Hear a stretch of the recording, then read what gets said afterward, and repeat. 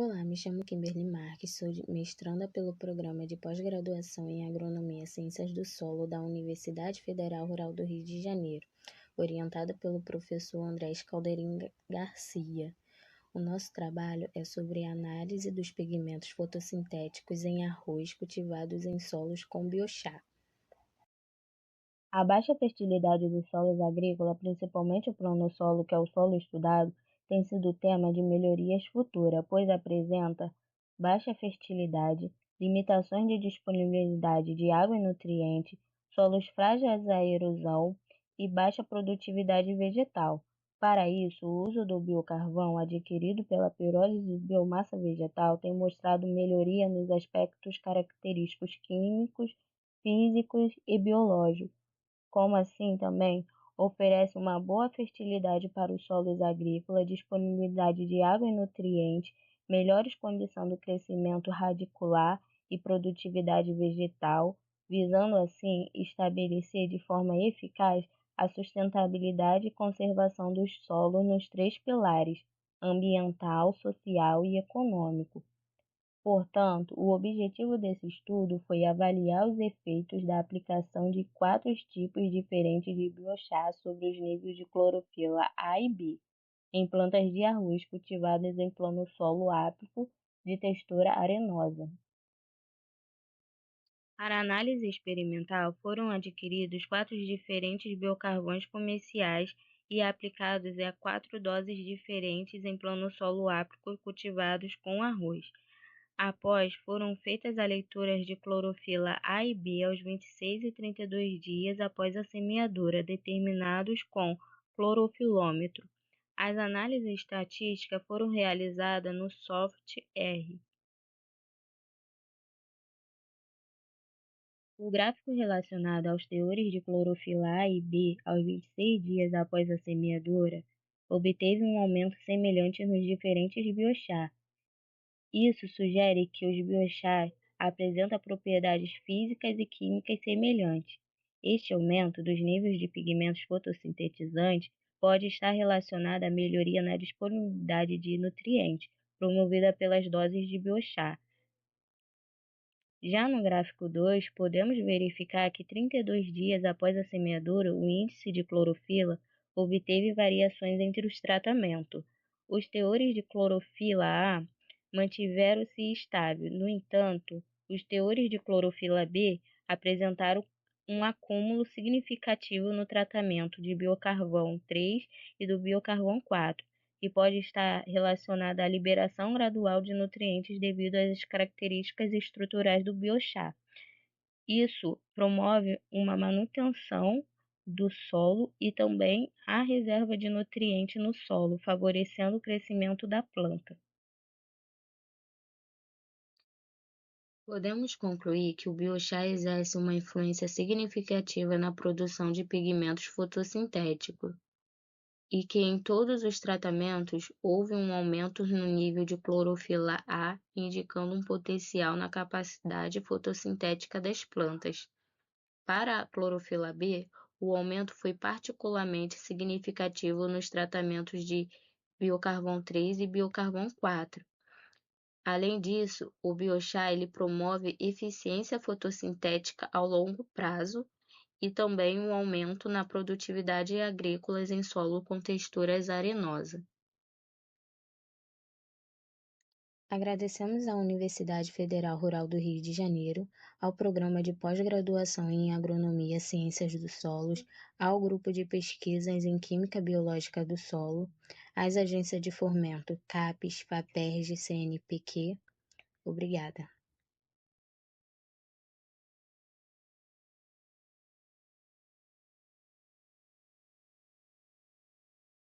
Olá, saudações a todos. Eu me chamo Castro e vou apresentar para vocês o nosso trabalho intitulado Comportamento de plantas de arroz, superexpressando o gene OSF2 sob seca simulada por polietileno-glicol. Como sabemos, o arroz é um grão muito difundido ao redor do mundo e é alimento para mais da metade da população mundial. Porém, como é uma cultura muito exigente em termos hídricos, vem sofrendo bastante com o agravamento da crise climática. Isso porque a seca pode ocasionar alguns problemas como estresse hídrico, o que pode levar na redução da produção desse alimento. Porém, as plantas elas têm alguns mecanismos aí que podem ajudar na tolerância ao estresse hídrico, como a produção de enzimas antioxidantes e de alguns hormônios, e essas respostas elas são reguladas por alguns genes. E com base nisso, e diante da hipótese de que o fator de alargamento elongate ou factor 2 pode conferir tolerância ao estresse hídrico, o nosso estudo teve como objetivo investigar respostas de plantas de arroz que superexpressassem esse gene quando submetidas à estimulação por seca por diferentes concentrações de polietileno-glicol, o PEG. Então, para isso, a região codificante do gene foi clonada no vetor, sob o controle do promotor da obectina 1 do milho. A construção foi validada por sequenciamento Sanger e o plasmídio foi inserido em Agrobacterium tumefaciens mediante choque térmico. Posteriormente, a transformação foi feita seguindo um protocolo já estabelecido na literatura. A confirmação da transformação foi feita via PCR, com amplificação aí do gene da higromicina fosfotransferase e também amplificação de uma região entre o promotor da obectina 1 do milho e a região terminadora. Como é uma parte de um trabalho de doutorado, uma tese de doutorado, foram feitos alguns experimentos prévios onde foram selecionadas duas linhagens para esse trabalho, EF18 e EF19. Essas linhagens foram semeadas, germinadas e posteriormente passadas para a solução nutritiva. Após o seu desenvolvimento, foram separadas para a montagem de dois experimentos. Ambos foram dispostos em delineamento inteiramente casualizado, em esquema fatorial 2×3, com 5 repetições. Os fatores que dispomos nesses trabalhos foram as duas linhagens transformadas e uma sem edição, wild type, e também a aplicação da solução nutritiva suplementada com PEG e outras sem PEG. A diferença dos dois de um experimento para o outro é apenas a concentração do PEG utilizado em um dos fatores. No primeiro foi 30%, no segundo 20%, sendo o primeiro uma seca severa e o segundo uma seca moderada. Foram feitas duas análises nos dois experimentos. A primeira foi extravasamento de eletrólitos e a segunda a determinação de teor relativo de água. No primeiro experimento, essas análises foram feitas 6 horas após a aplicação do PEG. No segundo, foi feita após uma semana. Bom, os dados foram coletados e submetidos à análise de normalidade através do teste Shapiro-Wilk. E, quando atenderam esse critério de normalidade, foram submetidas à análise de variância e teste de Dunnett a 5% de probabilidade. Feita também uma multivariada complementar com esses dados de agrupamento hierárquico com software R. Bom, com o resultado da multivariada, nós formamos um endograma e visualizamos que houve a formação de 3 grandes grupos de acordo com as respostas aos tratamentos. Também houve a formação de 5 subgrupos diferenciados pela distância euclidiana. Nós verificamos que as linhagens EF18 e EF19 foram muito parecidas em relação às respostas com as wild type quando submetidas ao tratamento controle. Já quando submetidas ao tratamento de seca, nós verificamos que a linhagem EF18 se diferenciou das linhagens EF19 e das plantas wild type. Também nos tratamentos por seca, nós verificamos que as plantas wild type se isolaram e mostraram uma dissimilaridade muito grande das duas outras linhagens, as duas linhagens transformadas, mostrando aí que houve respostas fisiológicas muito diferentes quando em condições de seca. E, de acordo com o teste de médias, nós verificamos aí que não houve diferença significativa das duas linhagens transformadas e a wild type para as duas análises feitas, teor relativo de água e extravasamento de eletrólitos, com exceção aí para extravasamento de eletrólitos quando submetidas a uma seca moderada, mostrando que as linhagens tiveram maior extravasamento. Porém, esses resultados não são conclusivos para mostrar que houve realmente uma tolerância ao estresse hídrico. Isso porque as plantas podem estar resistindo de outras formas que foram estudadas e abordadas em mais estudos da tese no todo. Porém, o polietileno-glicol ele é uma substância que atrai as moléculas de água e impede que as plantas as absorvam. E ele não é a melhor forma para fazer estudos de tolerância ao estresse hídrico. Com isso, nós concluímos aí que os efeitos da superexpressão do gene no arroz não evidenciam uma tolerância seca quando aplicada a diferentes concentrações de polietileno-glicol. Esses agradecimentos ao programa, ao meu laboratório de nutrição mineral de plantas e à CAPES. Muito obrigado.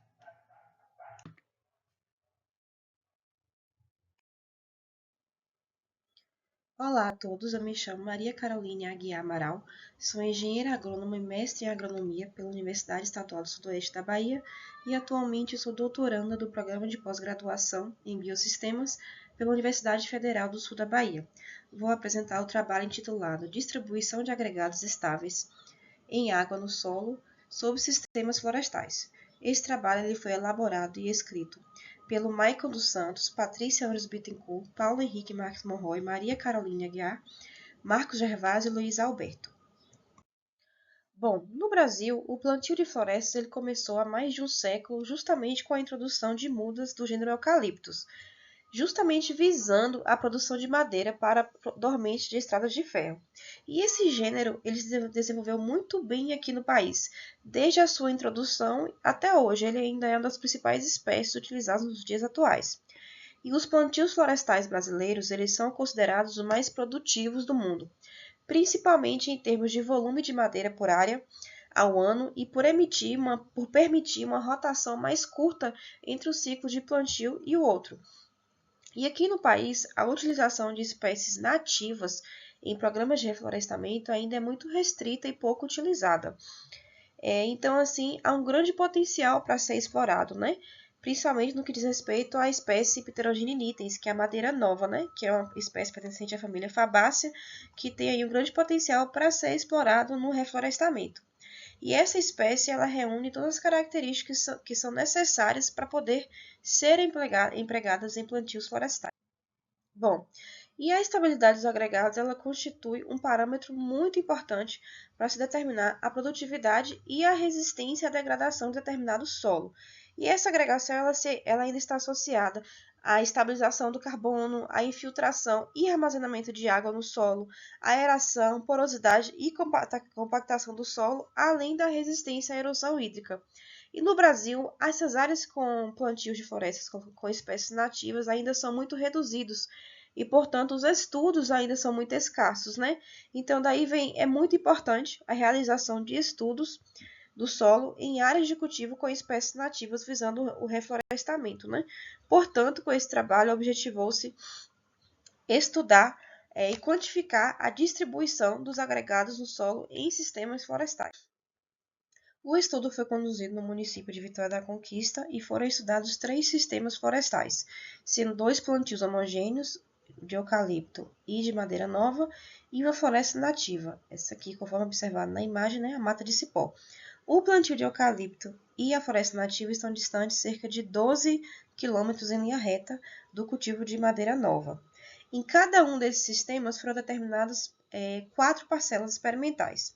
E dentro de cada parcela foi aberta uma trincheira para poder fazer a coleta das amostras de solo, né?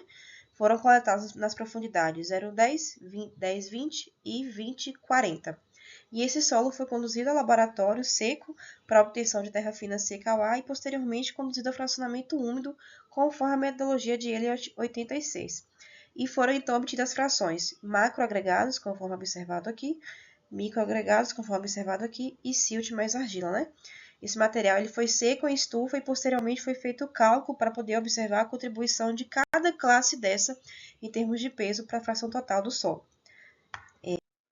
Bom, devido ao alto teor de areia encontrado nas amostras de solo desses sistemas, foi necessário fazer uma correção de areia para que não houvesse uma superestimação nos teores das frações de macro e microagregados, né? Essa correção de areia foi feita conforme a metodologia de Vicente, 2019, para obtenção assim dos dados sem superestimação. Posteriormente, os resultados obtidos eles foram submetidos à análise de homogeneidade e normalidade pelos testes de Cochrane e Lilliefors, e esses dados eles foram submetidos à análise de variância e posteriormente foram analisados pelo teste Fisher em arranjo de esquema fatorial para poder organizar bem esses dados, sendo 3 por 2, 3 sistemas e 2 classes de agregados. Para tanto, foi utilizado o programa StatSoft para poder auxiliar nessa análise. Bom, na tabela 1 a gente pode observar que as porcentagens de macroagregados e microagregados do solo, corrigidas de acordo com a proporção de areia, né, em duas áreas de plantios homogêneos, de madeira nova e eucalipto, e uma área de floresta nativa até 40 centímetros de profundidade. A gente observa que, né, em todos os sistemas estudados houve interação significativa entre os fatores estudados nesse sistema e classe de agregado, macro ou microagregado, e a gente observa que em todos os sistemas a quantidade de macroagregados ela foi superior à quantidade de microagregados, né? Com destaque para a floresta nativa e para o cultivo de eucalipto, que apresentaram as maiores quantidades de macroagregados, seguidos do cultivo de pitrogênio e nitens. Sendo que a gente pode observar que o cultivo de eucalipto ele apresentou um valor próximo ao da floresta nativa, como a gente pode observar aqui na classe de macroagregados, o que pode ser devido justamente às características do plantio de eucalipto, que gera uma serrapilheira que tem uma maior resistência à decomposição devido à qualidade nutricional dos seus resíduos e consegue permanecer por mais tempo no solo, o que permite que haja maior formação de macroagregados nesse solo, né? E a gente observa que, tanto em relação aos macroagregados e aos microagregados, o cultivo de madeira nova foi aquele que apresentou os menores valores. Portanto, a gente tem que os macroagregados eles predominaram sobre os microagregados em todos os sistemas florestais estudados, né, em termos de porcentagem de contribuição. E o plantio de eucalipto ele pode manter uma distribuição de macroagregados próximas àquelas de uma área de floresta natural, que pode contribuir para a sua preservação. E a similaridade desses três sistemas florestais em relação aos microagregados nas camadas mais profundas, eles demonstram que o solo sobre diferentes coberturas florestais, né, independente das espécies que estão ali, eles tendem a manter padrões semelhantes de agregação no tocante aos microagregados, o que pode ser um indicativo de uma resiliência nas propriedades físicas desse solo sob diferentes manejos de florestais. É isso, muito obrigada. Olá a todos e todas, meu nome é Milena Raiz, eu sou formada em Engenharia Florestal pela UFRPE e atualmente estou fazendo mestrado em Ciências Florestais na UESP. Eu vou apresentar para vocês o trabalho intitulado Proteção Física do Carbono e Nitrogênio por meio de agregados do solo sob sistemas produtivos de café, né, com a autoria de Valesco Oliveira, Patrícia Barreto Garcia, Paulo Monroy e Priscila Marcos, e eu, né? Bem, fazendo uma breve introdução, né, a proteção física do carbono orgânico do solo dentro dos agregados é fundamental para a estabilização do carbono, né, porque além de contribuir aí para o seu sequestro, os agregados melhoram bastante a estrutura do solo, né, favorecendo a aeração, retenção, a umidade, né, a atividade biológica e ajudam também a reduzir alguns efeitos da erosão. A agregação do solo é um resultado, né, da ligação entre a matéria orgânica e partículas de argila, silt e areia, né, que é um processo influenciado diretamente pela atividade microbiana e pelo manejo também adotado no sistema, né. Dentro desse contexto, né, o objetivo desse trabalho foi analisar as mudanças na distribuição dos agregados do solo e nos estoques de carbono e nitrogênio ocultos em diferentes sistemas de cultivo de café. O estudo foi conduzido, né, no distrito de Lucaia, no Planalto da Bahia, né, em março de 2020, né, para avaliar três sistemas de cultivo de café, que foi o café com grevilha, o café com banana e o monocultivo, né, além de uma área de floresta preservada. Tá?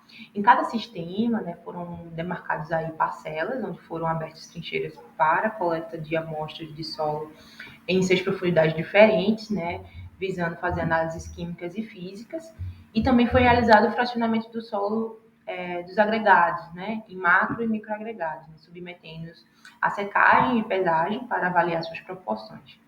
Já para a análise dos agregados, né, foram aplicadas técnicas de sonificação, né, tanto para o macro e microagregados, seguidas de quantificação de carbono e nitrogênio, né, utilizando um analisador elementar.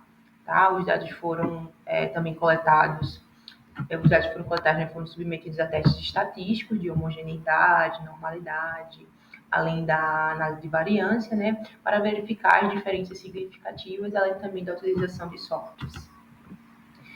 Bem, em todos os sistemas de cultivo, né, mais de 57% aí do estoque de carbono oculto dos macroagregados que esteve presente na camada superficial, né, do solo, chegando aí a ter 40 centímetros, onde o safo teve um pouco mais de 70%, o café monocultivo quase 70% aí, né?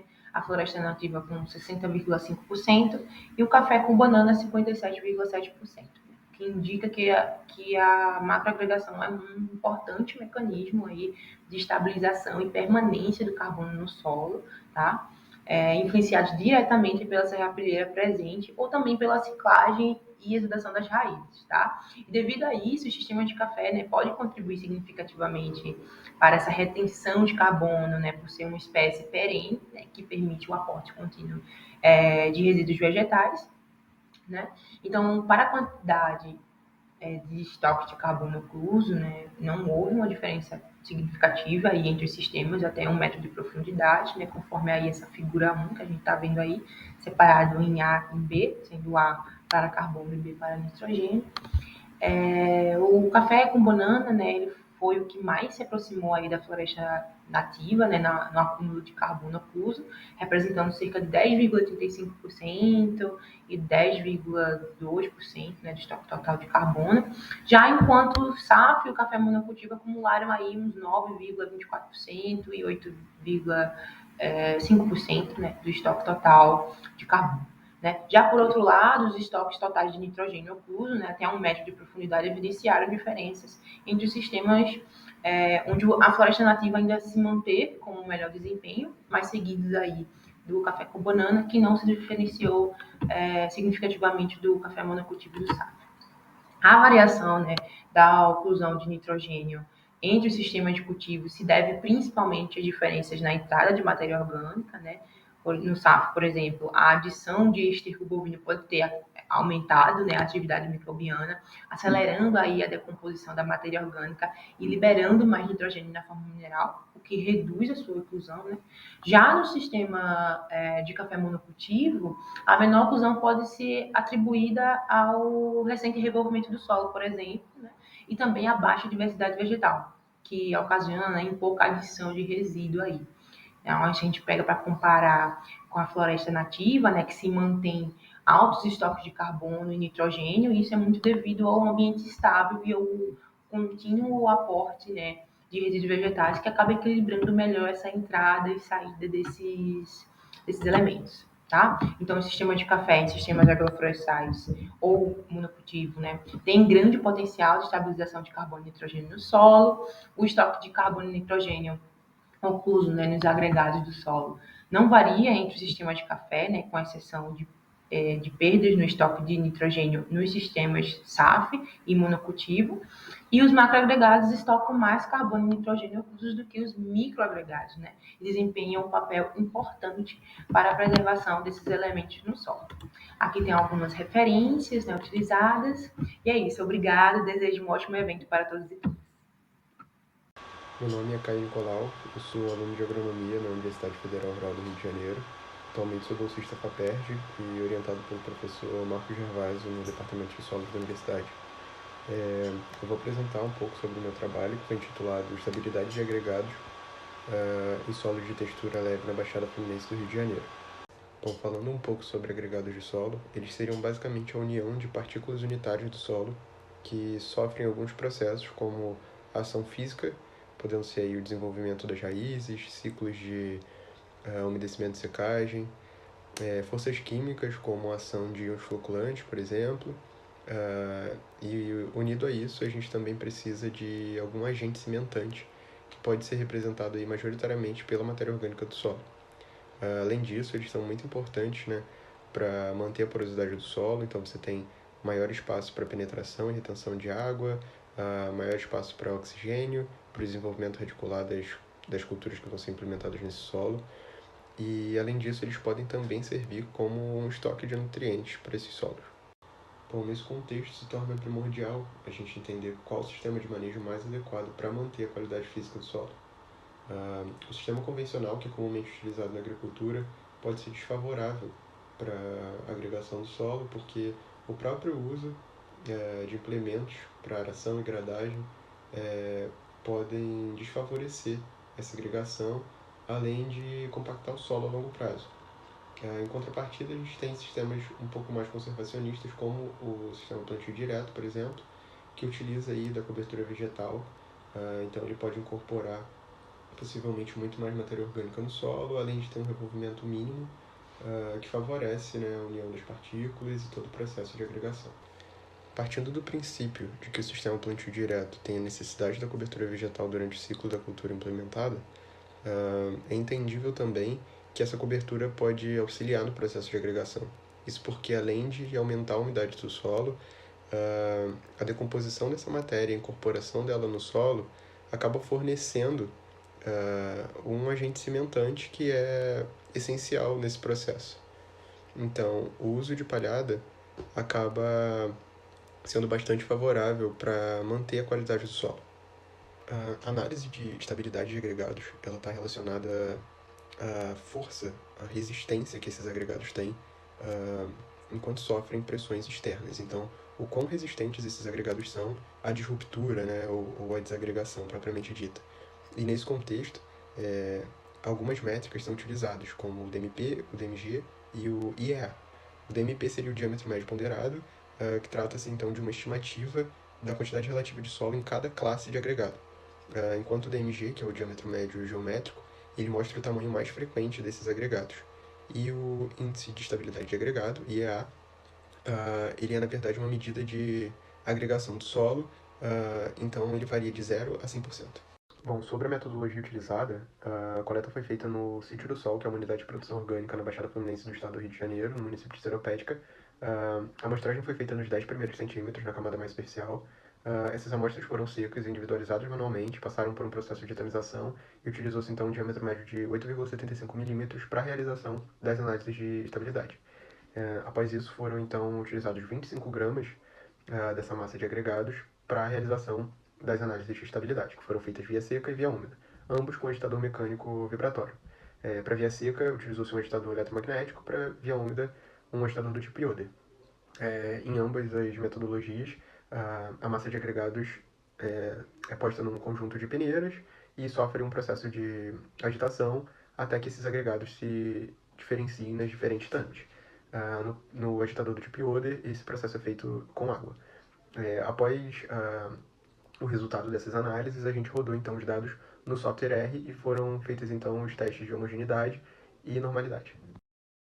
No que diz respeito aos resultados, os valores médios de DMP via úmida sob o sistema convencional com cobertura de milheto apresentaram a maior proporção média.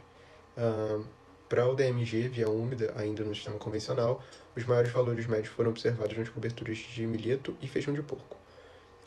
Observando os resultados de DMP via úmida associados ao sistema plantio direto, o maior valor médio está correlacionado à cobertura de feijão de porco, o que se repete também para o DMG, que apresentou os maiores valores sobre a mesma cobertura. Apesar disso, não foram observadas diferenças estatísticas nas variáveis analisadas para o DMP e DMG. A partir dos dados de DMP, é possível observar que o tipo de cobertura apresentou influência significativa para a estabilidade dos agregados, sendo as coberturas de crotalária e plantas espontâneas as que têm o menor desempenho.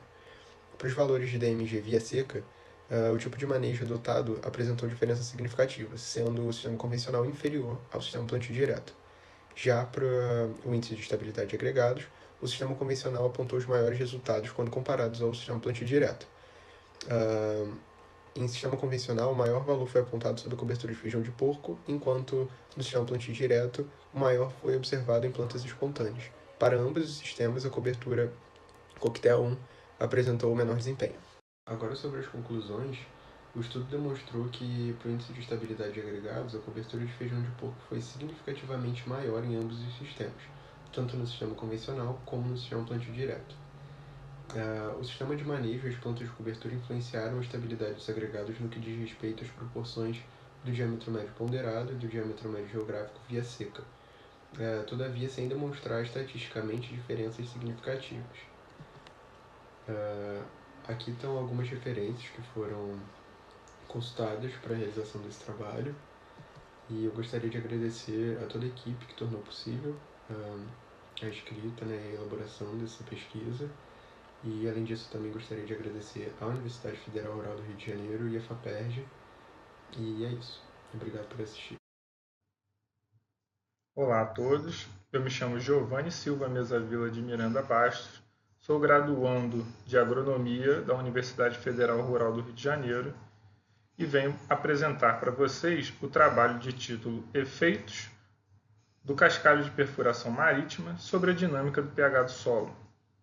Esse trabalho foi feito em conjunto com o Dr. Rafael Gomes da Mota Gonçalves, com o Dr. Nelson Moura Brasil do Amaral Sobrinho e com o Dr. Everaldo Zonta. Introduzindo um pouco sobre a problemática do assunto, a exploração de petróleo no território brasileiro, ela situa-se predominantemente em reservas offshore, ou seja, em alto mar. De acordo com o INEP, em 2023, mais de 95% do petróleo extraído do país estava localizado nessas reservas. As camadas geológicas de onde o petróleo é extraído localizam-se nas camadas pré-sal e pós-sal. São compostas por rochas carbonáticas, dentre outros minerais. No processo de perfuração de poços de petróleo, são gerados alguns resíduos, dentre eles o cascalho de perfuração, que é formado por fragmentos de rocha.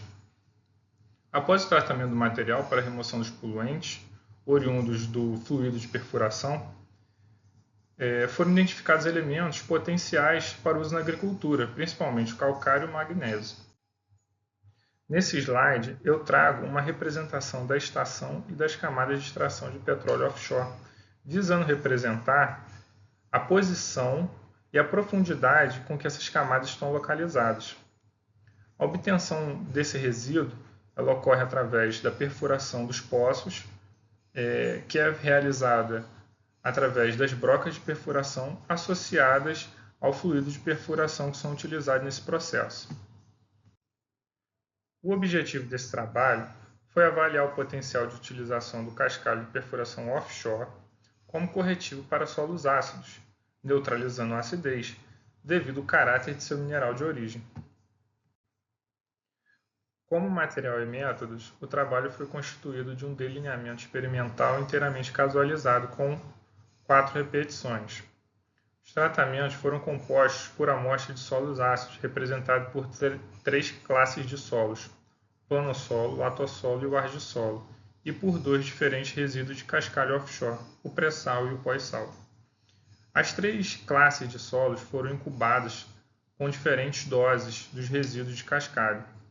São elas a testemunha, ou seja, 0, 1,5, 3, 6, 12, 24 e 60 megagramas por hectare.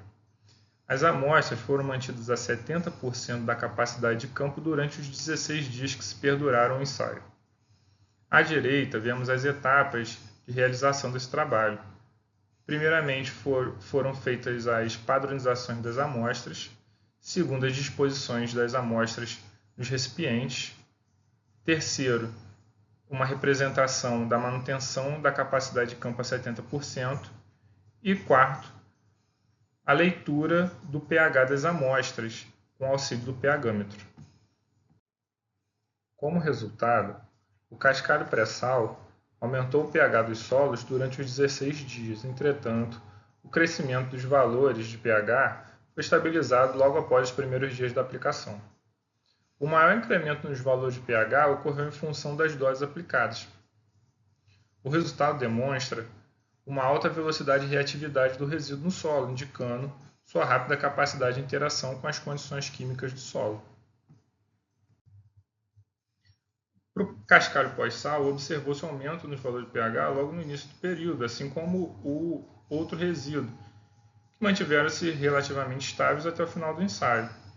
O maior incremento nos valores de pH ocorreu em função das doses aplicadas, assim como no ensaio do pré-sal.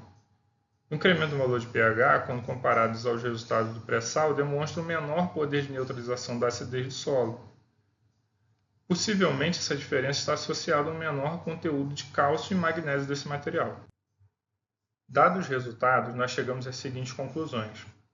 Que os resíduos de perfuração das camadas pré-sal e pós-sal demonstraram eficiência no aumento do pH do solo nas classes de solo testadas, e que o resíduo de perfuração da camada pré-sal apresentou o maior efeito neutralizante da acidez do solo. Bom, aqui eu aproveito a oportunidade para agradecer à Petrobras, ao Programa de Pós-Graduação em Ciências do Solo da UFRJ e ao Laboratório das relações solo-planta da UFRRJ, além dos amigos que participaram desse trabalho. Essas são as referências bibliográficas utilizadas para a montagem desse trabalho. E aqui eu finalizo minha apresentação, agradecendo a todos pela atenção e desejando a todos um excelente evento. Obrigado. Eu sou a Júlia Beatriz, eu faço parte do grupo de pesquisa em Química Biológica do Solo, sob orientação do professor André Calderim, e eu vou falar sobre fertilizantes inteligentes de liberação lenta na agricultura. A incorporação de alimentos melhores e mais saudáveis à mesa da população tem sido um propósito crescente, uma vez que para que isso ocorra, é necessário que haja melhorias na produtividade agrícola e na qualidade das culturas. E é do nosso conhecimento de que se faz muito uso de fertilizantes convencionais, isso pode ocasionar diversas consequências, sendo a principal delas a poluição do solo, da água e do ar, onde é importante mencionar que há efeitos nas concentrações de gases de efeito estufa e estima-se que os solos são responsáveis pela emissão direta de óxido nitroso na atmosfera. E além da poluição, os fertilizantes convencionais possuem baixa eficiência no fornecimento de nutrientes essenciais às plantas, onde já foi constatado que apenas 50% do nitrogênio foi absorvido, a taxa de absorção do fósforo foi inferior a 25% e a de potássio variou entre 10% e 50%. Isso se dá em razão da elevada solubilidade de fertilizantes e sua baixa estabilidade. E hoje tem sido visto como solução a fertilização com o uso de fertilizantes inteligentes, como os fertilizantes de liberação lenta, que possuem a capacidade de liberar gradualmente os nutrientes às plantas, e os fertilizantes com revestimento de liberação controlada. Então, as tecnologias de liberação controlada e liberação lenta são soluções voltadas à agricultura sustentável por possuírem diversas vantagens, sendo a principal delas o alto fornecimento, essa alta eficiência, no fornecimento dos nutrientes às plantas, em conjunto com a sua liberação gradual e além do baixo custo de mão de obra e a capacidade de incorporar macro e micronutrientes essenciais às plantas, além do nitrogênio, do fósforo e do potássio.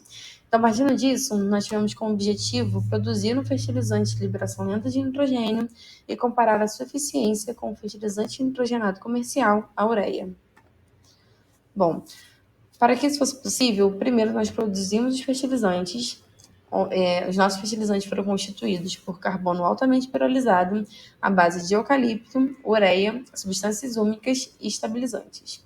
Todos os componentes foram secos em estufa a 60 graus, com circulação forçada por 24 horas, moídos em moinho de bola, com câmara fechada, até que houvesse a passagem completa do conteúdo em peneiras de 500 mesh. Após a primeira etapa, nós partimos para a produção. Primeiro, nós homogeneizamos todos os componentes e granulamos com água destilada em granulador orbital. Após a granulação, os fertilizantes foram secos em estufa de circulação forçada a 60 graus, até que atingissem um peso constante, e após isso foram classificados em peneiras, e os que passaram na malha de 2 milímetros foram direcionados para as demais análises. As amostras foram montadas com 2 repetições de cada, em tubos com fitas de carbono e limpas com jato de nitrogênio gasoso. A análise das imagens da superfície das amostras foi feita com o auxílio do microscópio de varredura eletrônica Phenom Pro-X e a análise de espectroscopia de energia dispersiva foi conduzida no modo MAP para verificação da distribuição dos elementos na superfície dos grânulos. Para análise da liberação estática de ureia, primeiro nós pesamos os grânulos e garantimos que contivessem 300 mg de ureia.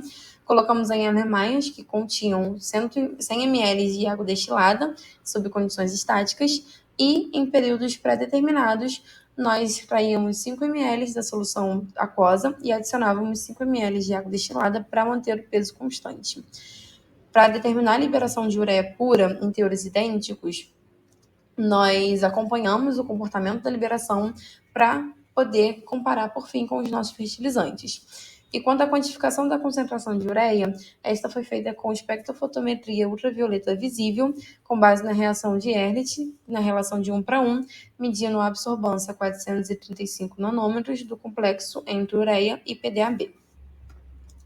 Os resultados, a partir das imagens geradas pela microscopia de varredura eletrônica, nós conseguimos perceber que houve uma distribuição uniforme dos elementos na superfície do fertilizante, e isso indicou que houve uma boa homogeneização de todos os componentes e coesão entre as partículas do fertilizante.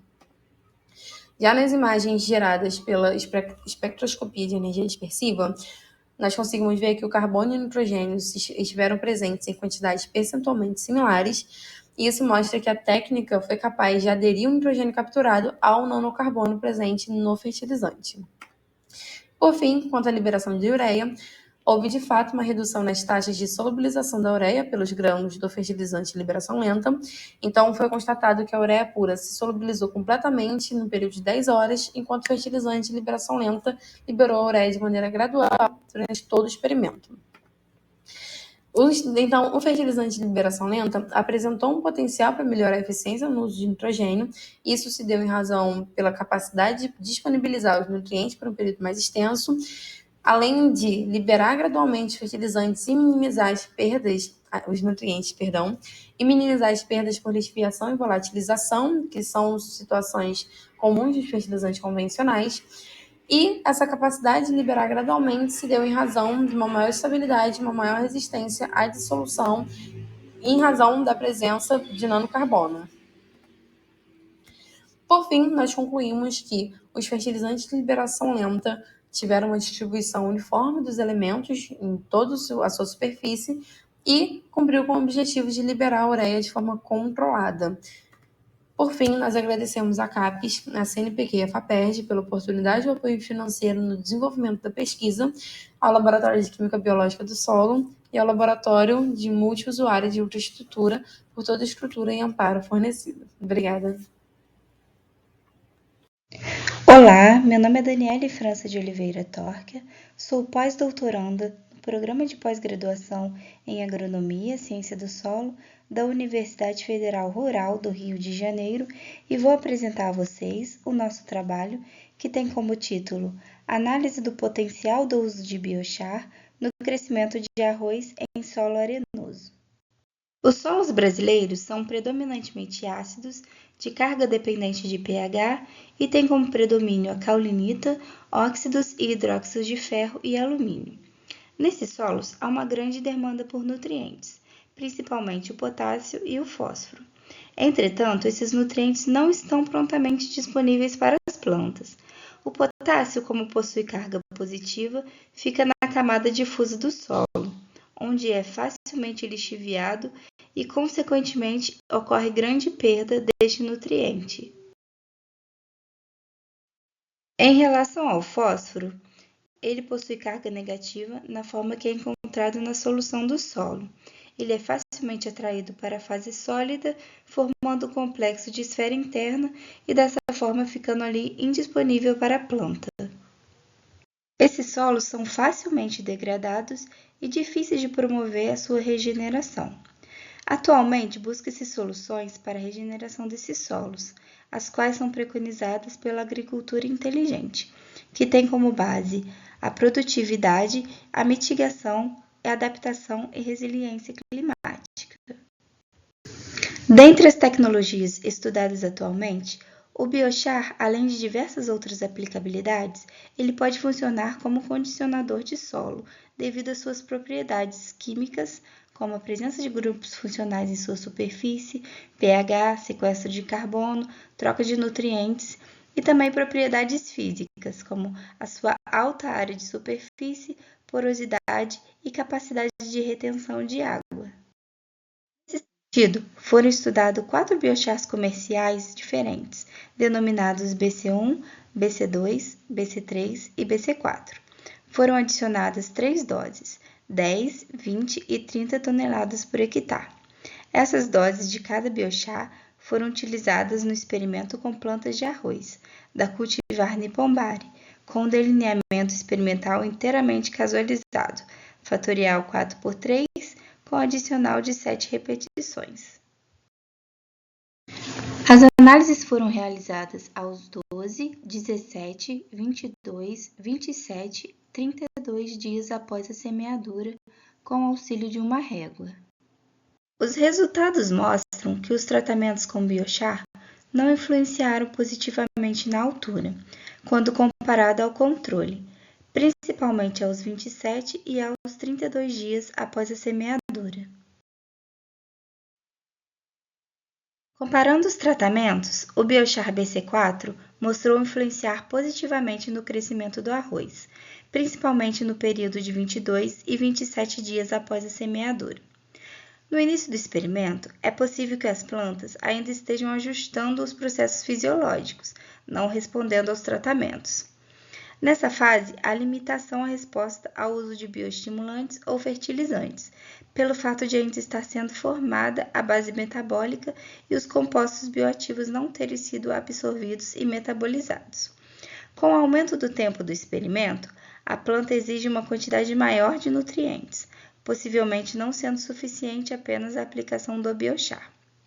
Apesar disso, ainda há necessidade de outras análises para o entendimento do funcionamento dos biochars estudados, sendo necessário verificar suas características e, consequentemente, suas funções.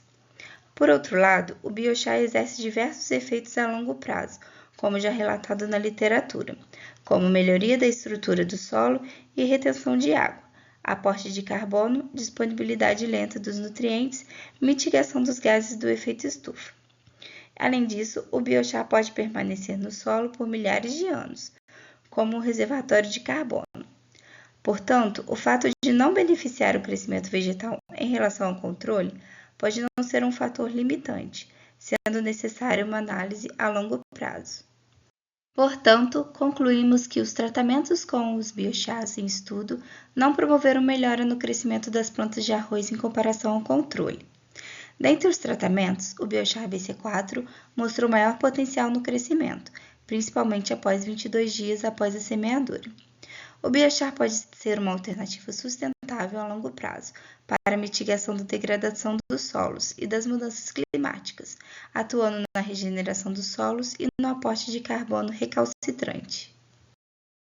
Agradecemos ao Laboratório de Química Biológica do Solo, à Universidade Federal Rural do Rio de Janeiro, ao Programa de Pós-Graduação em Agronomia e Ciência do Solo e às nossas agências de fomento. Muito obrigada.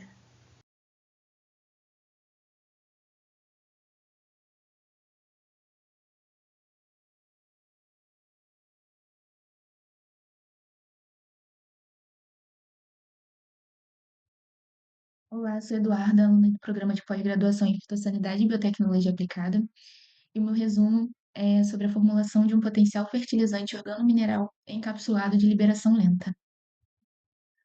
Bom, os fertilizantes de liberação lenta, eles encontram-se em desenvolvimento mundial e são caracterizados como fertilizantes inteligentes com um alto valor agregado de tecnologia e são capazes de liberar os nutrientes para a planta por um longo período de tempo.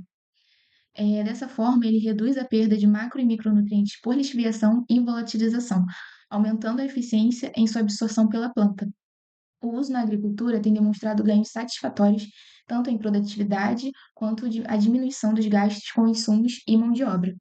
Devido a essas vantagens da sua utilização, esse estudo ele buscou formular um fertilizante organomineral contendo fósforo, potássio e nitrogênio, os fertilizantes NPK, né, com a adição de substância úmica íntegra, realizando o encapsulamento utilizando a reação química do alginato de sódio e cloreto de cálcio, sendo posteriormente analisado em microscópio eletrônico de varredura, o MEV. Palavra-chave utilizada: alginato de sódio, fertilizante inteligente e substância úmica íntegra. Bom, a introdução. Né? Com relação ao Brasil, ele está entre os maiores produtores mundiais de diversas culturas agrícolas de interesse econômico.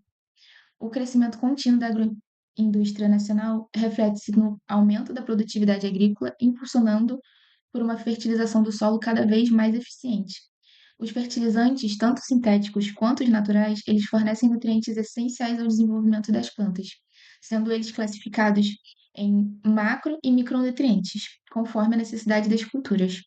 Embora os micronutrientes eles sejam exigidos em menores quantidades, eles são cruciais para completar o ciclo vegetativo das plantas. No entanto, a fertilização em países tropicais, ele enfrenta muito desafio, pois os fertilizantes eles são altamente solúveis, resultando em perdas significativas.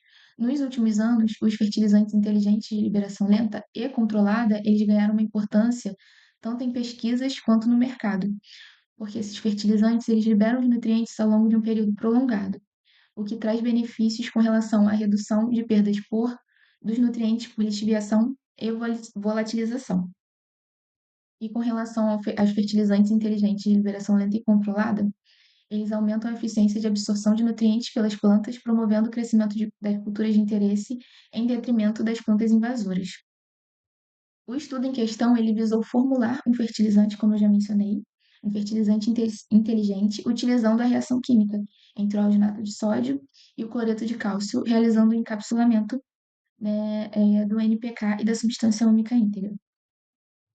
Material e métodos. A extração das substâncias úmicas íntegras. Foi um verme composto retirado da fazendinha agroecológica e eles foram isolados e purificados de acordo com a metodologia proposta pela Sociedade Internacional de Substâncias Úmicas. As porcentagens utilizadas de NPK, da substância úmica íntegra, de alginato de sódio e de cloreto de cálcio, eu coloquei nessa tabela para melhor visualização.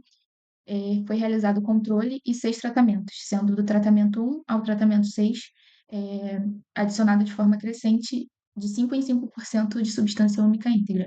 Após o encapsulamento e a secagem, as esferas foram analisadas no microscópio eletrônico de varretura, analisando de forma superficial tanto os elementos químicos presentes na esfera, de forma superficial, quanto a imagem ampliada da superfície de contato dessas esferas. Com relação aos resultados, nessa figura nós podemos observar a superfície de contato do fertilizante e também o escurecimento conforme a adição de substância úmica íntegra. Do controle ao tratamento 6, nós podemos ver o escurecimento. Nessa figura que eu vou apresentar agora, na figura B é o tratamento com maior percentual de substância úmica íntegra. Se compararmos à figura anterior, podemos notar um escurecimento conforme a adição de substância úmica íntegra. Podemos analisar também a superfície das esferas, como é vista de uma forma muito mais ampliada. Das análises que podemos realizar no MEV é o mapeamento dos elementos químicos presentes na superfície. Foram feitas a seleção de pontos específicos e o mapeamento. Essa imagem em questão foi feito o mapeamento do tratamento 2 e apresentou elementos e as suas concentrações atômicas: carbono 27%, nitrogênio 3%, oxigênio 52%, fósforo 2%, cloro 8%, potássio 0,3%, cálcio 6% e ferro 0,8% em apenas uma área selecionada, que é a área de cor sobressalente, rosa. Com relação às conclusões, eu pude concluir nesse estudo que as concentrações e a formulação, elas atenderam aos requisitos tanto em formação da esfera, no encapsulamento, quanto após a sua secagem, e análise no MEV. Contudo, é necessário continuar realizando outras análises, como a sua liberação no solo e a bioatividade em alguma cultura de interesse econômico. Sendo assim, esses serão os próximos passos dessa pesquisa. Os estudos relacionados aos fertilizantes inteligentes eles já se tornaram fonte de fomento por diversos pesquisadores. Porém, ainda existe um longo caminho de muitos experimentos e testes para as formulações que atendam a essa relação custo-benefício que é exigida no mercado consumidor atual. Bom, é isso. Meus agradecimentos, as referências bibliográficas e muito obrigada. Meu nome é Fábio Valério Conceição Lopes. Eu sou graduando em Agronomia pela Universidade Federal Rural de Pernambuco, no campus Recife. E meu trabalho é sobre gramíneas nativas exóticas para uso em gramados ornamentais, desenvolvimento inicial, cobertura de solo e crescimento radicular. A prática de cobrir superfícies de solo com gramas, vão além do embelezamento, contribuem para o bem-estar, proporcionando espaços verdes para atividades recreativas e esportivas em áreas urbanas. As gramíneas também são de extrema importância ecológica, pois impedem erosão, auxiliam na fixação do solo e muitas espécies dessas gramíneas são utilizadas para restaurar solos degradados. As principais espécies utilizadas como gramas pertencem à família Poaceae. Essas plantas se caracterizam pelo hábito de crescimento rasteiro e a capacidade de promover uma ampla e permanente cobertura da superfície de solo. O experimento foi conduzido em casa de vegetação na UFRPE, no município de Recife, em Pernambuco, avaliados desempenho de genótipos de 5 gramíneas nativas, pelo notato PNO1, PNO2, PNO3, PNO5 e PNO7, Axonopus parodi, APA, e 2 genótipos de gramíneas exóticas, Zuisa japonica, ZJA, e Urucula plantagínea, UL. O experimento foi conduzido em canos de PVC de 100 mm, com alturas de 20, 30 e 40 cm. A irrigação foi realizada no intervalo de 24 horas, utilizando 0,15 litros para os canos de 20 cm e 0,25 litros para os canos de 30 e 40 cm. Aos 15 dias após o plantio, foi avaliada a taxa de pegamento das mudas. A figura número 1 mostra a padronização das mudas realizada em laboratório, e a figura número 2 mostra a irrigação sendo realizada com delineamento experimental. Aos 30 a 45 dias após o plantio, as plantas cultivadas nos canos de 20, 30 e 40 cm foram avaliadas contra as seguintes variáveis: as taxas de sobrevivência, o comprimento lateral da parte aérea, o comprimento das raízes, o peso fresco da parte aérea e o peso seco da parte aérea. O delineamento experimental foi em blocos ao acaso, com range fatorial 8x3, 8 espécies, 3 profundidades e 24 tratamentos, com 4 repetições. As médias foram submetidas à análise de variância e agrupadas em testes de NOT-NOT, ao nível de 5% de probabilidade, do programa estatístico GENES. Em relação à taxa de pegamento e à taxa de sobrevivência para todos os genótipos nativos e exóticos foi de 100%, aos 30, 45 e 60 dias após o plantio. Em relação ao comprimento lateral da parte aérea, CPA, aos 30 DAP, o genótipo APA obteve maior CPA. Contudo, aos 45 DAP, foi superado pelos genótipos PNO2, PNO3, PNO5, PNO7, UPL e ZJA. Aos 60 DAP, todos os genótipos obtiveram médias semelhantes com CPA. Em relação ao comprimento das raízes, foi verificado aos 30 e 45 DAP médias semelhantes para todos os genótipos. Aos 60 DAP, as maiores médias foram dos páspalos, caracterizadas pela barra verde. Aos 60 DAP, APA, L e ZJA obtiveram redução nas suas médias. Isso se deve pelo hábito de crescimento desses genótipos, que obtiveram mais estolões, como foi demonstrado no comprimento lateral da parte aérea. O peso fresco da parte aérea reflete uma vitalidade e a densidade das plantas, desenhando um papel importante na cobertura de solo. PNO2 e PNO5 obtiveram os maiores valores de PFA aos 30 DAP, caracterizada pela barra azul. Aos 45 DAP, caracterizada pela barra vermelha, os genótipos PNO2, PNO3, PNO5 e PNO7 atingiram valores semelhantes. Os maiores valores aos 60 DAP e a barra verde foram verificados entre os acessos PNO2, PNO3, PNO5 e PNO7. APA, L e ZJA mantiveram as menores médias aos 60 DAP, entre todos os genótipos. A média do peso seco da parte aérea aos 30 DAP, o destaque foi o PNO2.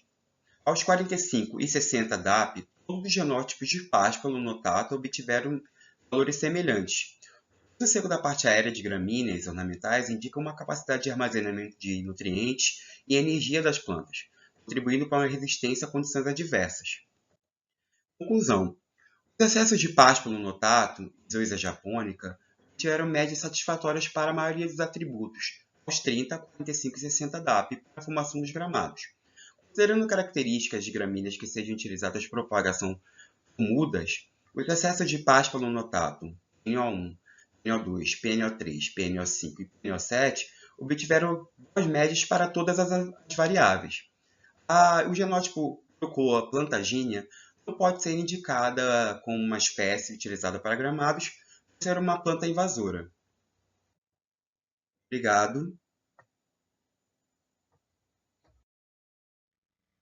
Olá, eu sou a Franciele de Souza Rocha e hoje venho apresentar o meu trabalho na 7ª edição do Simpósio ABC e titulado Fertilizantes Sustentáveis, Avaliação Nutricional e Química.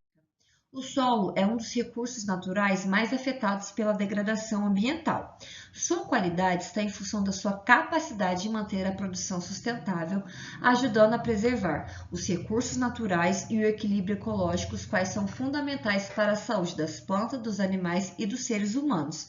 Portanto, é fundamental a adoção de práticas de manejo adequadas para manter suas características físicas, químicas e biológicas, evitando o comprometimento do seu potencial agrícola.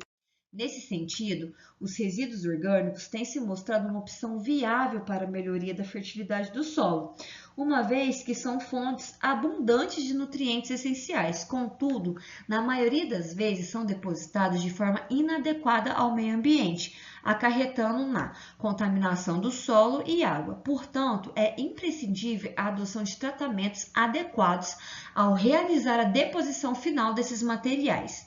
Indo nesse contexto, o biossólido, um subproduto do tratamento de esgoto, e o FRAS, um resíduo gerado pela criação de larvas da mosca soldado negro, têm despertado interesse devido ao seu potencial uso agrícola, uma vez que podem fornecer quantidades significativas de NPK e outros nutrientes. Contudo, para garantir a viabilidade do uso agrícola desses materiais, é importante avaliar suas características químicas, como teor de nutrientes, pH, condutividade elétrica. Portanto, o objetivo do meu trabalho foi comparar os teores de NPK, pH e condutividade elétrica do biossólido e do FRAS. Ambos os materiais foram doados pelo Viveiro Florestal da Universidade Federal Rural do Rio de Janeiro, sendo que o biossólido é proveniente da Estação de Tratamento de Esgoto da Ilha do Governador e o FRAS da empresa Let's Try. Em relação ao preparo das amostras, tanto para a determinação dos teores de NPK quanto para o pH e condutividade elétrica, os materiais foram homogeneizados e retirados resíduos de forma manual. Para a NPK, além disso, foi realizada uma secagem, depois moídos e depois passados em peneira. A determinação de NPK seguiu o protocolo de Tedesco-Atial, enquanto que para o pH e condutividade elétrica foi através de um extrato aquoso, em que as amostras foram colocadas em um carimbo de 10 centímetros cúbicos, depois transferidas para um tubo Falco de 50 ml, adicionado 50 ml de água deionizada, depois colocados em mesa agitadora a 200 RPM por 1 hora, e o pH foi medido através de um pHmetro e a condutividade elétrica através de um condutivímetro. Os resultados são apresentados na tabela 1. Houve uma diferença bem significativa em relação ao teor de potássio, pH e condutividade elétrica em ambos os materiais. Em relação ao biossólido, o teor médio de potássio foi de 1,43 gramas por quilograma, valor inferior ao encontrado por Conte et al. E valor superior ao encontrado por Caldeira et al. Segundo Abreu, devido o potássio por ser altamente solúvel, costuma ter concentrações menores no biossólido seco do que no lodo de esgoto úmido, uma vez que durante o processo de desaguamento uma grande parte do potássio é diluída. Berton e Nogueira adicionam que também o esgoto que chega na estação de tratamento tem 99,9% de água em sua composição, fazendo com que grande parte dos nutrientes permaneça solubilizado na água residuária. Em relação ao FRAS, o teor médio de potássio foi de 15,45, valor que é encontrado na literatura, segundo esses autores. No caso, Lopes et al. Destaca que, em função do tipo de substrato alimentar das larvas, pode influenciar no teor de potássio encontrado no excremento das mesmas. Ele destaca que resíduos agrícolas tendem a ter maiores teores de potássio do que resíduos domésticos, portanto, influenciam no teor de potássio encontrado no FRAS.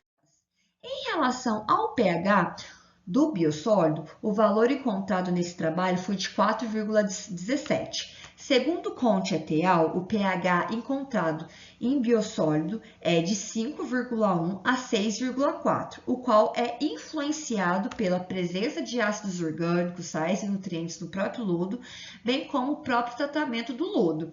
Vale destacar que esses teores também influenciam também na condutividade elétrica, o qual foi menor que a encontrada no FRAS.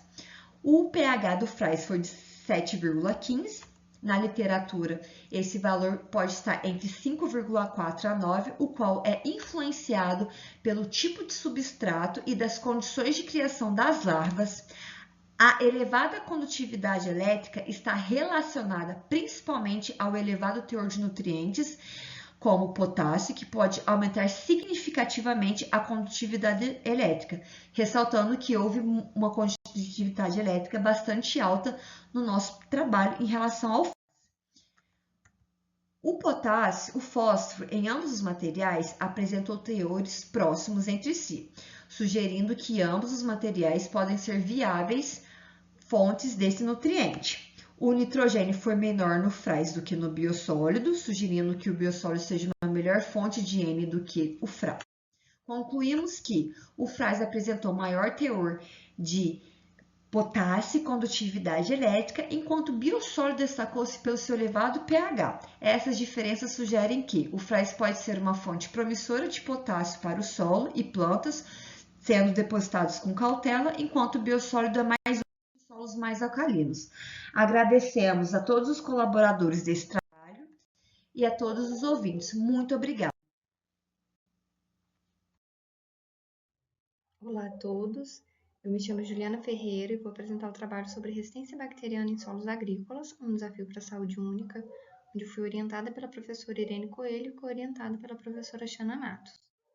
Bom, o conceito de resistoma do solo se refere ao conjunto de genes de resistência a antimicrobianos presentes nesses ambientes naturalmente e são frequentemente transferidos entre as bactérias através de um processo como a transferência horizontal genética. A resistência bacteriana ocorre quando as bactérias se adaptam e se tornam imunes aos antimicrobianos. E estima-se que se a resistência bacteriana não for freada nos dias atuais, até 2050 ela pode gerar um impacto econômico de 100 trilhões de dólares aos cofres públicos, sem contar no número de óbitos que pode girar em torno de 10 milhões por ano. No ambiente, a resistência bacteriana ela pode alterar a biodiversidade dos ecossistemas, afetando a microbiota do solo e, consequentemente, a fertilidade. E essa resistência ela pode ser intensificada através de práticas agrícolas inadequadas. É muito comum o uso de resíduos animais, como adubo orgânico, e se esses resíduos não forem devidamente tratados, eles podem carrear genes de resistência, ajudando na disseminação da resistência no ambiente. E é por isso que é proposta a abordagem de saúde única, que busca estratégias através da integração da saúde humana, da saúde animal e da saúde ambiental para frear a resistência bacteriana aos antimicrobianos. A partir disso, o objetivo do nosso trabalho foi avaliar a presença de bactérias resistentes a antimicrobianos em solos de áreas agrícolas e florestal. Para isso, nós fizemos a coleta numa área florestal em 2 propriedades agrícolas que estão próximas a um abatedouro, no município de São José do Vale do Rio Preto, na região serrana do Rio. Esse município ele é o principal produtor avícola aqui do estado do Rio. Para o isolamento, nós seguimos a metodologia completa do número mais provável. Nós fizemos a identificação dessas bactérias através da técnica do Maltitoph e a detecção fenotípica de resistência seguindo os padrões do BRCAST, que é um documento preconizado pela Anvisa para a detecção fenotípica aqui no Brasil. Nós testamos 3 antimicrobianos diferentes de 3 classes, onde nós testamos um antimicrobiano da classe dos aminoglicosídeos, 11 antimicrobianos dos beta-lactâmicos e um antimicrobiano das fluoroquinolonas. Através do isolamento, nós conseguimos isolar 13 bactérias de área florestal, 34 bactérias da propriedade agrícola A e 57 bactérias da propriedade agrícola B, totalizando 104 isolados, onde eu gostaria de destacar o gênero Enterobacter, que foi o único isolado nas 3 áreas estudadas. Em relação à detecção fenotípica da resistência, nós detectamos a resistência à amoxicilina com ácido clavulânico, astrionã e cefoxitina nas 3 áreas estudadas e foram as únicas resistências encontradas na área de floresta. Na propriedade agrícola A foi detectada a resistência a 5 antimicrobianos diferentes e na propriedade agrícola B a 8 antimicrobianos diferentes, onde a resistência a ceftazidima, ciprofloxacina e meropenem foram detectadas apenas nessa área. A presença de resistência a antimicrobianos em solos florestais é, de certa forma, esperada quando a gente considera que há um rizoma natural nesse ambiente. No entanto, a detecção de bactérias resistentes apenas nos solos agrícolas e a outros antimicrobianos diferentes sugere que há uma influência das práticas de manejo na resistência a antimicrobianos no solo. E eu gostaria de destacar o solo da propriedade agrícola B, que foi o único que apresentou resistência às 3 classes de antimicrobiano testado.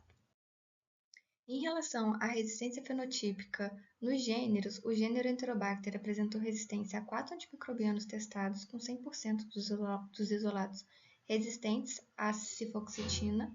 O gênero Citrobacter apresentou resistência a 7 antimicrobianos diferentes, e aqui eu destaco que ele apresentou resistência às 3 classes de antimicrobianos testadas. O gênero Pseudomonas apresentou resistência a 4 antimicrobianos, inclusive ao meropenem.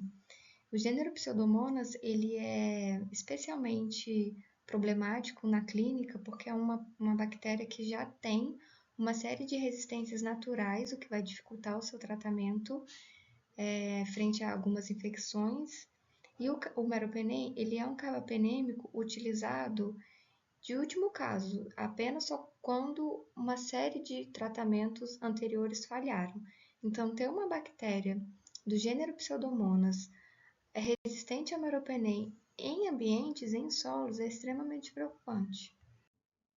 A partir disso, nós podemos perceber que houve uma maior incidência de bactérias resistentes a antimicrobianos nos solos das propriedades agrícolas em comparação aos solos florestais. O gênero Enterobacter e o gênero Citrobacter demonstraram resistência a múltiplos antimicrobianos, principalmente a cifoxitina e a amoxicilina com ácido clavulânico. A resistência ao meropenem no gênero Pseudomonas é especialmente preocupante devido ao seu papel em infecções graves e a dificuldade de tratamento delas. E esses achados vão sublinhar uma necessidade de vigilância rigorosa e estratégias de manejo mais eficazes para combater a disseminação da resistência a antimicrobianos em ambientes tanto agrícolas quanto naturais. Muito obrigada. Olá, meu nome é Maria Eduarda Pimentel de Mello, eu sou discente de mestrado pelo Programa de Pós-Graduação em Agronomia e Ciência do Solo, sou orientada pelo professor Dr. Leandro Azevedo Santos e hoje trouxe meu trabalho que tem por título a obtenção da construção genética para nocaute do gene OS-DREP1C em planta de arroz, utilizando o sistema CRISPR-Cas9. Bom, é importante salientar que o arroz é uma cultura de elevada importância socioeconômica, compondo a dieta de mais de metade da população mundial. E a sua produtividade, bem como a produtividade de outras culturas de interesse agrícola, ela pode ser limitada por fatores tanto de natureza biótica quanto de natureza abiótica. E a seca, ela se destaca como um dos fatores mais limitantes para a produção agrícola, causando prejuízos no funcionamento vegetal e que ocasionaram perdas só na última década que ultrapassaram 30 bilhões de dólares. A biotecnologia, então, ela pode ser utilizada como um aliada na busca por genótipos mais tolerantes, permitindo a caracterização funcional de genes candidatos. E uma ferramenta revolucionária dentro da biologia molecular é o CRISPR-Cas9, que possibilita o nocaute de genes específicos, permitindo avaliar o impacto da perda da função desses genes nas características em estudo. E uma das abordagens dessa tecnologia, ela se baseia no direcionamento de uma endonuclease chamada de Cas9, que é guiada de maneira específica por uma molécula de RNA conhecida como RNA-guia. Já no alvo, então, a Cas9 vai cortar a dupla fita de DNA, resultando na ativação do sistema de reparo, que quando ocorre via recombinação não homóloga, pode gerar mutações. Essas mutações, então, quando elas ocorrem na região codificante do gene, elas podem resultar no seu desligamento. Dentro disso, nós temos o gene OS-DREB1C, que é um fator de transcrição identificado em um estudo anterior do nosso grupo de pesquisa através da metodologia de RNA-seq, onde ele se destacou por sua alta expressão em condições de seca e um genótipo tolerante. Sendo assim, o objetivo do nosso trabalho foi utilizar a técnica de edição gênica CRISPR-Cas9 para a obtenção de uma construção genética visando o nocaute do gene OS-DREB1C, um promissor candidato para aumentar a tolerância seca em plantas de arroz. Para tanto, então, os espaçadores do guia eles foram desenhados de forma específica para o gene OS-DREB1C, utilizando a plataforma CRISPR Plant Database, Então foi realizada uma reação para a montagem do espaçador de dupla fita com extremidades coesivas para clonagem, sendo essa reação incubada a 95 graus e resfriada até atingir 25 graus Celsius. E o produto dessa reação ele foi diluído 200 vezes. Então foi selecionado o vetor PRGAB31 e esse vetor ele foi digerido com as enzimas de restrição BSA1 da NEB. E após a eletroforese em gel de agarose, a banda referente a esse vetor foi purificada.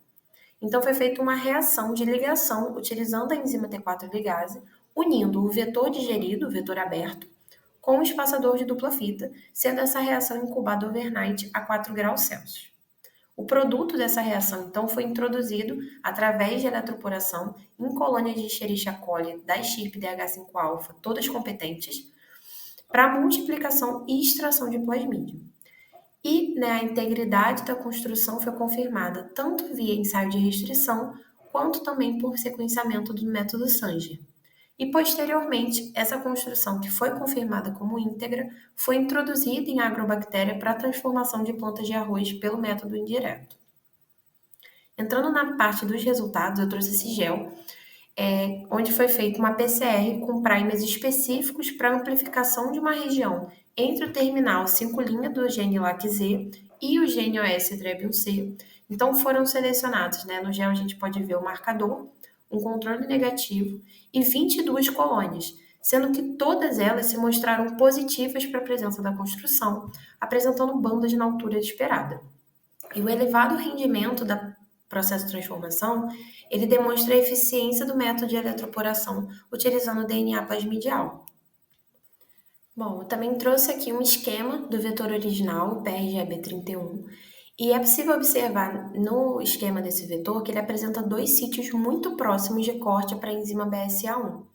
E após o preparo da construção, ambos esses sítios foram perdidos após a inserção do espaçador de interesse. Assim, é possível observar nesse outro gel que também foi feito que há um controle negativo, ou seja, o vetor não modificado, que apresenta as 3 bandas resultantes no corte com a SAC1, no caso 2 sítios, e também com BSA1, e nas 4 amostras seguintes também foram tomadas como positivas. A gente consegue observar que os sítios da BSA1 de fato foram removidos, resultando em apenas 2 bandas. E após o sequenciamento, foi confirmado que a construção de interesse está íntegra em todas essas 4 amostras de fato. Assim, conclui-se que a integridade do vetor final resultante foi confirmada por meio de análise com enzimas de restrição e sequenciamento, demonstrando que foi possível, sim, obter uma construção íntegra para o nocaute do gene OS-DREB1C. Essa construção ela permitirá, por meio de diversas variáveis, avaliar como a perda da função do OS-DREB1C ela afeta o desempenho de plantas de arroz quando cultivadas em situação de deficiência hídrica. Aqui está um QR Code que pode ser acessado com as referências utilizadas no trabalho. E eu também gostaria de agradecer a todas as instituições de fomento, ao Programa de Pós-Graduação em Agronomia e Ciência do Solo, ao Laboratório de Nutrição Mineral de Plantas, à FAPERJ, à Universidade Federal Rural do Rio de Janeiro e à CAPES por todo o apoio prestado para a realização desse trabalho. Muito obrigada. Bom dia, meu nome é Rômulo, sou aluno do curso de Agronomia pela Universidade Federal Rural do Rio de Janeiro e nos próximos minutos eu vou estar falando sobre o desempenho de linhagens transformadas de arroz sob diferentes concentrações de fosfato e fosfito em solução nutritiva. A deficiência de fósforo impacta fortemente o rendimento e a produtividade das plantas. E para suprir essa necessidade, a agricultura moderna utiliza principalmente fertilizantes como superfosfato simples, superfosfato triplo, fosfatos amoniacais e fosfatos de rocha. É importante notar que o fósforo precisa estar na forma de fosfato para ser absorvido pelas plantas, pois essa é a única forma de P que elas conseguem utilizar. E para enfrentar os problemas de disponibilidade do fósforo e melhorar a absorção por parte das plantas, uma abordagem promissora para enfrentar esses problemas é explorar estratégias biotecnológicas para o melhoramento de plantas, visando a redução desses insumos. Na década de 50, o fosfito, forma reduzida do fósforo, foi apontado como um fertilizante alternativo, podendo apresentar maior solubilidade, menor reatividade com os componentes do solo e incapacidade de boa parte dos micro-organismos usá-lo como fonte de fósforo. E, apesar das plantas conseguirem absorver o fosfito, as plantas não conseguem metabolizá-lo, limitando seu uso como fertilizante. Porém, algumas cepas bacterianas são capazes de oxidar o fosfito a fosfato, como a Pseudomonas stutzeri. E a superexpressão desse gene em plantas resultou em plantas capazes de metabolizar o fosfito. Sendo assim, o alvo do trabalho é comparar o desempenho das linhagens transformadas submetidas à solução nutritiva com fosfato e fosfito em concentrações de 5, 10, 25, 200 e 500 micromolar. Bom, dando continuidade, o experimento ele foi conduzido na casa de vegetação localizada no próprio campus da universidade, onde foram utilizadas plantas da variedade Nipobari, que foram transformadas com o gene PTXD, utilizando Pseudomonas stutzeri, e a semente da geração F2 dessa transformação foram utilizadas no experimento. As sementes de wild type, AWT, e da linhagem 1, L1, foram desinfestadas e germinadas em água destilada. Posteriormente, foram submetidas à solução nutritiva contendo fosfato e fosfito. As trocas foram realizadas a cada 3 dias e após o 28º dia de germinação, as plantas foram coletadas e medidas a altura da parte aérea e o comprimento das raízes. Depois, essas plantas foram secas em estufas a 60 graus por uma semana para obtenção da massa seca. Chegando nos resultados, nós temos que os parâmetros avaliados são o comprimento da parte aérea e comprimento das raízes em centímetros e matéria seca da parte aérea e matéria seca da raiz em gramas, conforme descrito na tabela. Esses resultados mostram que para o comprimento da parte aérea, a linhagem L1, no fosfito apresenta um desempenho significativamente melhor em todas as concentrações em comparação às plantas WT. Esse resultado já era esperado, uma vez que as plantas não modificadas geneticamente são incapazes de metabolizar o fosfito. Em contrapartida, ao analisar o parâmetro de comprimento da parte aérea, apenas as WT em fosfato nas concentrações de 200 e 500 micromolar mostraram diferença estatística em relação a L1 em todas as concentrações, apontando valores em centímetros superiores quando comparados a L1 nas mesmas condições. Por outro lado, nos resultados para comprimento da raiz, a L1 em fosfato apresentou diferença em relação às WT, enquanto para a massa seca da parte aérea e massa seca da raiz quase não houve diferença significativa entre WT e L1. Reforçando o que foi dito anteriormente, agora a comparação apenas com a linhagem, analisando o gráfico da matéria seca da parte aérea, nós podemos dizer que a linhagem no fosfato, em menores concentrações, consegue crescer bem melhor que a linhagem no fosfito. Um fato curioso sobre isso é que a linhagem no fosfato aparentemente consegue ter um melhor desenvolvimento até a concentração de 200 micromolar, percebendo uma diminuição na concentração de 500, enquanto a linhagem no fosfito consegue ter o crescimento à medida que a concentração aumenta. Nós concluímos agora com a observação que as linhagens transformadas crescem sob a nutrição com fosfito, porém com desempenho inferior ao cultivo com fosfato. E, surpreendentemente, a linhagem modificada apresenta melhor desempenho que plantas WT sob os mais baixos níveis de fosfato. Por fim, nós temos as referências utilizadas no trabalho. Bom, eu agradeço a presença de todos e eu fico por aqui.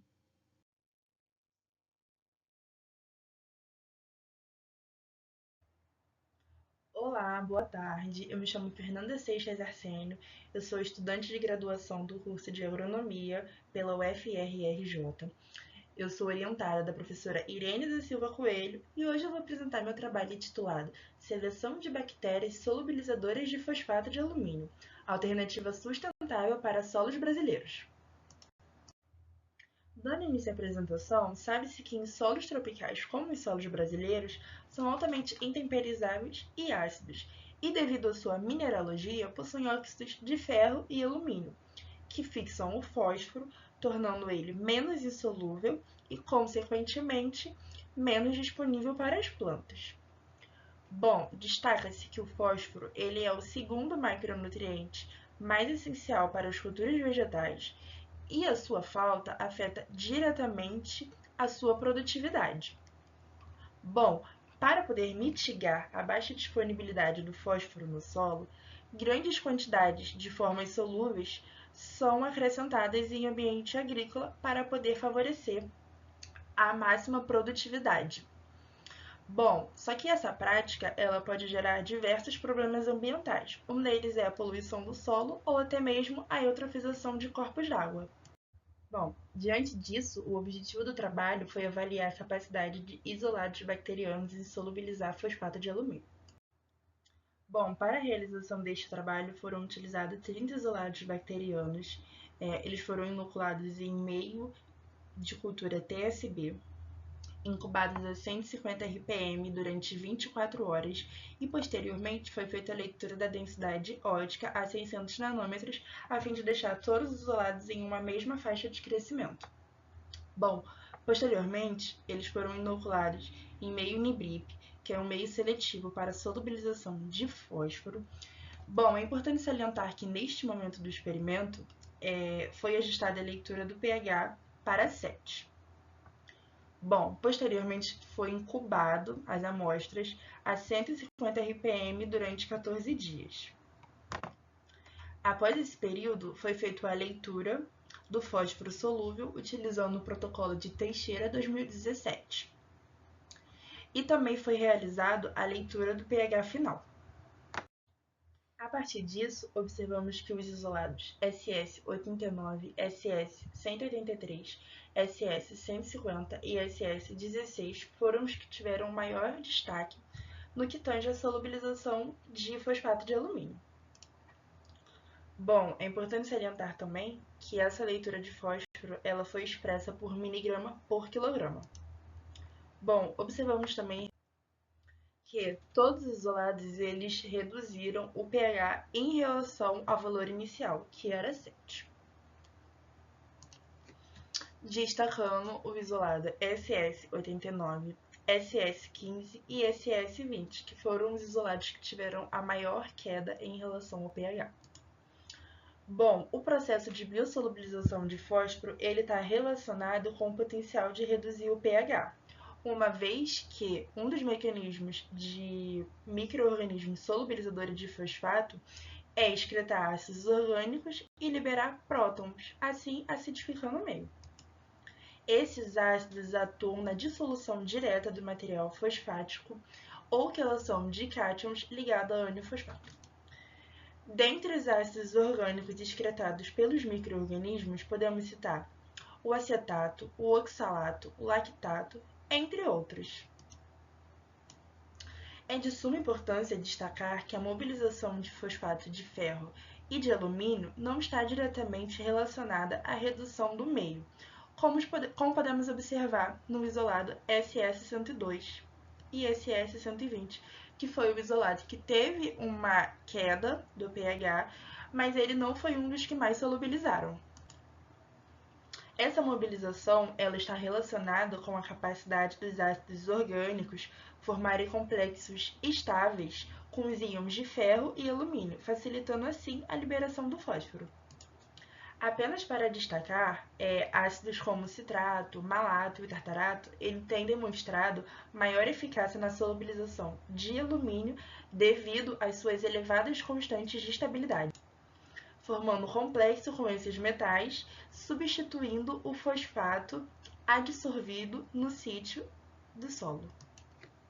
Diante disso, podemos concluir que os isolados Bacillus cereus SS79, Pseudomonas SS183, Pantoa SS150 e Enterobacter SS16 foram os mais eficientes na solubilização de fosfato de alumínio e eles podem ser promissores para o desenvolvimento de bioinsumos.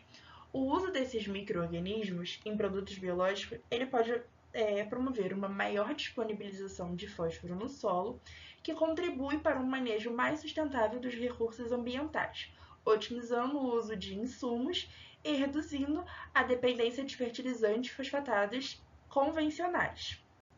Bom, com isso eu gostaria de agradecer a atenção às agências de fomento, os laboratórios e a minha equipe LabacGen. Muito obrigada!